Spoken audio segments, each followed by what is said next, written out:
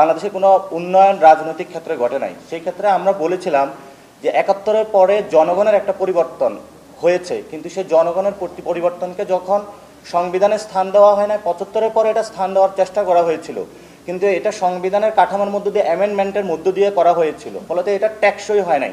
২৪-এর পরে আমাদের সেই সুযোগটা এসেছে, আমাদের সাস্টেইনেবল একটা প্রক্রিয়ার মধ্যে যেতে হবে। এই সাস্টেইনেবল প্রক্রিয়ার মধ্যে যেতে হলে রাজনৈতিক দলগুলোর কালচারাল যে কনফ্লিক্ট জোন সেটা থেকে বেরোয় আসতে হবে। এটা যত বড় দল হোক, জনগণের স্বার্থে, শহীদদের স্বার্থে, আহতদের স্বার্থে সে জায়গায় সবাইকে একটা বোঝাপড়াতে আসতে হবে। এই বোঝাপড়াতে যখন আমরা আসব, তখনই আসলে আইনের যে প্রয়োগগুলো সেগুলো আমরা সমাজে বাস্তবায়ন করতে পারবো। তো আমরা মনে করি জনগণের মধ্যে একটা চরিত্রগত পরিবর্তন হয়েছে, জনগণের মধ্যে একটা আকাঙ্ক্ষা তৈরি হয়েছে, পরিবর্তনের সুযোগ এসেছে।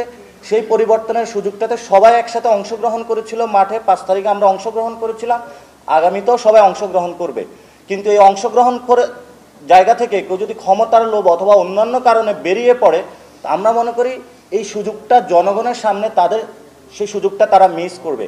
এজন্য সকল দল, পক্ষ, গোষ্ঠী এবং জনগণের কাছে আহ্বান থাকবে, আপনাদের সামনে সকল কিছু উন্মুক্ত, আপনাদের সামনেই জনতার আদালতের সংস্কার কার্যক্রমের বিচার হবে এবং এই সংস্কার কার্যক্রমের মধ্য দিয়ে সামনে বাংলাদেশটা এগিয়ে যাবে।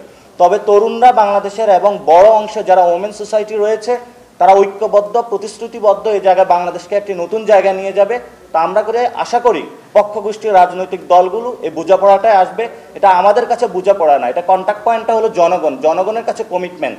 জনগণের কাছে কমিটমেন্ট যেহেতু জনগণ চেয়েছে নতুন একটি ব্যবস্থা, নতুন একটি সংস্কার, নতুন একটি পরিবর্তন, ফলত সকলকে জনগণের কাছে যেহেতু আমরা ভোটের জন্য যেতে হবে, জনগণের কাছে সেই দায়িত্ববোধ তাদের থাকবে। Contact point not political party, contact point হলো আমাদের কাছে জনগণ।